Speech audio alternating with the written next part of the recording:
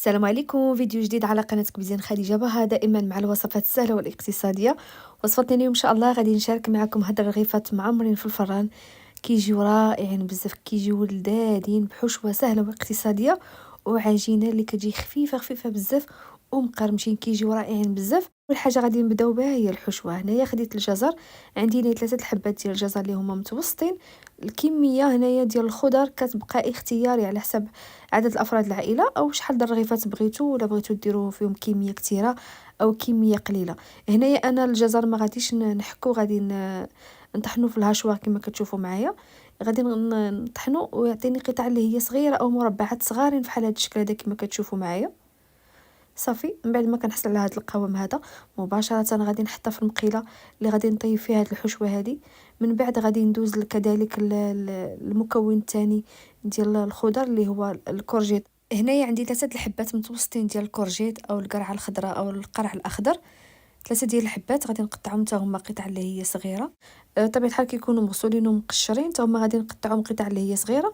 نحصل على هاد المربعات اللي كيكونوا صغارين والحجم ديالهم يعني في التقطاع ديالهم ديرهم كما بغيتو. ممكن حتى تحكوهم في الهاشوار، عفوا في الحكاكه اللي بغيتو، سواء تحكوهم غلاضين او رقاقين. صافي هنايا ضفتهم حدا هاد الجزر حتى هو. وغادي ندوز نفس الشيء البصله. هنايا خديت البصله متوسطه حتى هي، غادي نقطع انايا في الهاشوار، وغادي نزيد على شويه ديال الربيع، القزبور مخلط مع المعدنوس. صافي وغادي نطحن.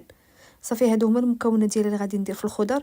وانتم ممكن تزيدوا اي نوع اخر ديال الخضر بغيتو، كتبقى لكم الاختيار. حتى هو غادي نطحنو مزيان في الهاشوار، غيعطيني هذوك المربعات اللي كيكونوا صغارين. هكا انا بغيت الحشوه كتجي رائعه بزاف. وحتى اللي ما كياكلش الخضر، راه ملي كيطيبوا راه ما كيبانوش نهائيا. الا كانوا وليداتكم ما كيعجبهمش الخضر، ولكن راه كتجي واعره هاد الحشوه هذيك، بكثرت ما هي بسيطه بكثرت ما هي لذيذه. بالنسبه للملحه غادي نضيف كميه ديال الملحه مناسبه في الاول. هنا هاد الملحه عندي طبيعيه، كتكون هكا محجره، بعد ما كنطحنها بعض المرات ما كنساليلهاش صراحه. صافي هنايا كميه راه حكيتها ما بين صبيعاتي او راحه اليد ديالي كما كتشوفوا. فيديو اخر ان شاء الله نشاركها معكم هاد الملحه هادي. صافي بالنسبه للعطريه درت شويه ديال التحميره، شويه ديال الكمون، شويه ديال الخرقوم بلدي، شويه ديال البزار، وشويه ديال القزبور حبوب مطحون. ودرت كذلك هنايا شويه ديال الثومه بودري، الا كانت عندكم ضيفوها، ما كانش عندكم صافي استغناو عليها. وغادي نضيف هنايا عندي شويه هاد العطريه هذه، سواء هي ايطاليه ولا مكسيكيه ولا تركيه، كتكون بحال هكا. هاد العطريه دي كيكون فيها جميع انواع ديال التوابل، ما عرفت صراحه شنو هما، ولكن لذيذه. وفيها حتى السودانيه. كتبقى اختياريه، انا غير كانت عندي وتنضيفها في الحشوات بحال هكا. وضفت شويه ديال زيت زيتون مخلطه مع زيت نباتيه، وشويه ديال صوص الصوجا. صافي صوص الصوجا راه كتواتى بزاف مع الحشوات ديال الخضر، او الا دخلتو فيهم الدجاج او الكفته. هنايا كنشحر مزيان هاد الخضره هادي على نار اللي كتكون مهيله، وما كنضيفوش الماء نهائيا. كنبقى هكا بالتحرك حتى كطيب هاد الخضره، وما كتاخذش وقت بزاف لان هي اصلا مقطعه هاد القطع اللي هي صغيره ودغيا كطيب. ما تضيفوش الماء نهائيا نهائيا، هي الاصل الخضره راه غتطلق الماء ديالها. صافي من بعد ما كطيب كنخليوها على جنب، وغادي ندوزو نحضروا مع بعض العجين. بالنسبه للعجين غادي نعبر معكم بزلافه وكذلك بالكيسان. هنايا عندي زلافه ديال الدقيق اللي هي 3 ديال الكيسان، وغادي نزيد كاس الرابع. المجموع ديال الدقيق هنايا 4 الكيسان. انا عبرت لكم بزلافه باش تشوفوا زلافه كتهز 3 ديال الكيسان. وهنايا الكاس ديال الفينو غادي نخوي لكم في الزلافه باش تشوفوا معايا، اللي هي 4 ديال الزلافه، يعني 4 كتهز كاس، ونص زلافه كتهز 2 كيسان، وزلافه عامره كتهز 3 د الكيسان. يعني المجموع ديال الدقيق 4 ديال الكيسان اللي هو زلافه وربع زلافه ديال الفينو. وبالنسبه للخميره ضفت معلقه صغيره ديال الخميره المحوبيبات، وممكن نضيفوا المعجونه. وغادي نضيف معلقه صغيره ديال الملحه، وغادي نضيف كذلك معلقه ديال العسل. كتبقى اختياريه، او نديروا السكر او ممكن تستغناو عليهم، اللي بغيتو استعملوا. وبالنسبه للماء هنايا ضفت كاس ونص ديال الماء كما كتشوفوا. زلافه لاروب يعني ناقص فيها ربع. المره الاولى كنت عجنت هذا المسمن هذا خدا لي 2 كيسان، يعني الدقيق كيختلف. ضيفوا كاس وشويه بشويه حتى كتحصلوا على القوام المطلوب. من بعد ما كتعجن ليا العجينه ديالي مزيان كما كتشوفوا، خديت هنايا الصينيه دهنتها بشويه ديال الزيت، وكنقطع كرات ديال العجين. ديروا الكميه اللي بغيتو او الحجم اللي بغيتو. صافي غير غادي نقطعهم هكا كريات، غادي ندهنهم شويه ديال الزيت في السطح ديالهم، وغنغطيهم بالبلاستيك الغذائي ونخليهم يرتاحوا 5 دقائق لا اقل ولا اكثر. هذيك 5 دقائق يعني الوقت اللي غادي تجمعوا القصريه اولا الماكينه فاش عجنتوا، وتمسحوا البوطاجير ديالكم فوق سطح العمل اللي غتخدموا فيه. صافي كتكون العجينه ديالنا ارتاحت وعطاتنا الطوع. وندوزو للحشوه ديالنا اللي هي ديك كما كتشوفوا معايا. من بعد ما بردات، هي دغيا كتبرد، غير كتعجنوا العجينه ديالكم صافي كتلقاو الحشوه بردات. شنو ضفت لها هنايا؟ ضفت لها هنايا علبه ديال فرماج للدهن. ضفت هنايا كميه، ومن بعد غادي نضيف ديك الكميه اخرى اللي بقات.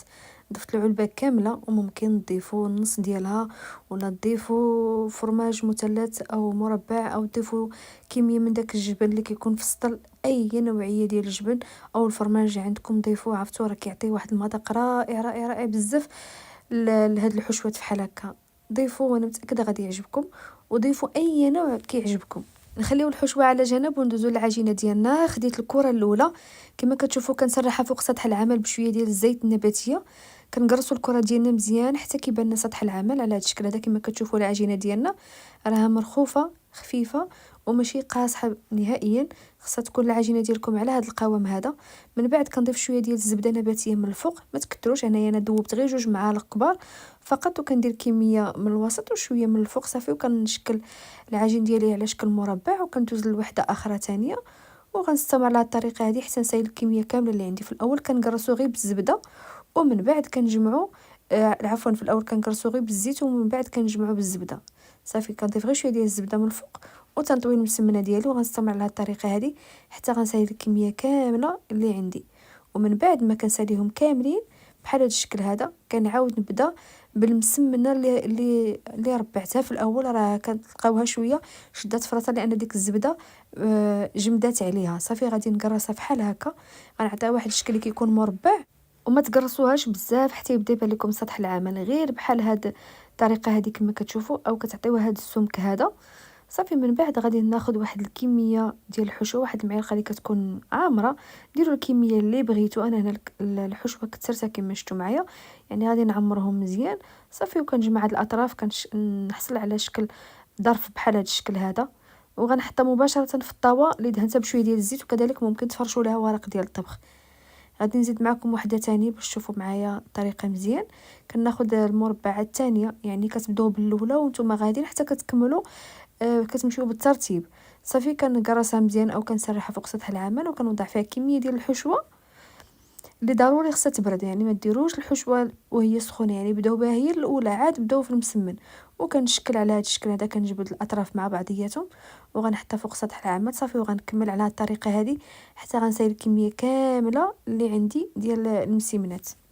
وكذلك ممكن تسرحوا العجينه ديالكم او المربعات المسمن ديالكم كامل فوق سطح العمل، وتعمرهم دفعه واحده على هذا الشكل هذا. يعني اللي بغيتو ديروا وحده بوحده، او ديروا 4 ب4 على حسب سطح العمل ديالكم، حتى كتساويو الكميه كامله اللي عندكم. وفي هذا الاثناء هذا من بعد ما ساليتهم كاملين وقاديتهم في الطاوه، درت الفران يشعل على 250 درجه. ضروري الفران يكون سخون من قبل على 250 درجه او لا اعلى درجه عندكم. يسخن واحد 5 دقائق ديال المكانه. هنايا دهنتهم هنايا بيضه مع شويه ديال صلصه ديال الصوجه، ولكن ممكن تدهنوهم باي حاجه بغيتو. غادي ندهن الوجه ديالهم مزيان، وغادي كذلك نزيد عليهم هنايا مطيشه سوغيز اللي قطعتها قطع اللي هي صغيره كما كتشوفوا، وزينت بها المسمنات ديالي او الرغايف.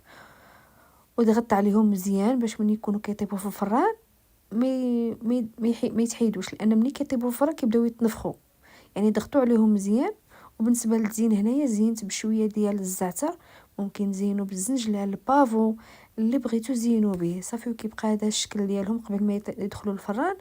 ومني بغي ندخلهم الفران غيبقاو على 250 درجه في الفران حتى كيتشمعوا. انتم دخلتوهم الفران وحطيتوهم في الرف التحتاني، غير غادي تشمعوا 1 2 دقائق ديال المكانه صافي. كنطلعهم من الرف الفوقاني اولا الوسطاني، وكنهبط لدرجه الحراره ل 160 درجه، وكنخليهم يتحمروا على خاطرهم باش يجيو مقرمشين، والعجينه خفيفه ومورقه، والحشوه رائعه بزاف. عرفتوا راه يجيو كيحمقوا لذاذين بزاف. نتمنى تجربوا، انا متاكده غادي يعجبوكم.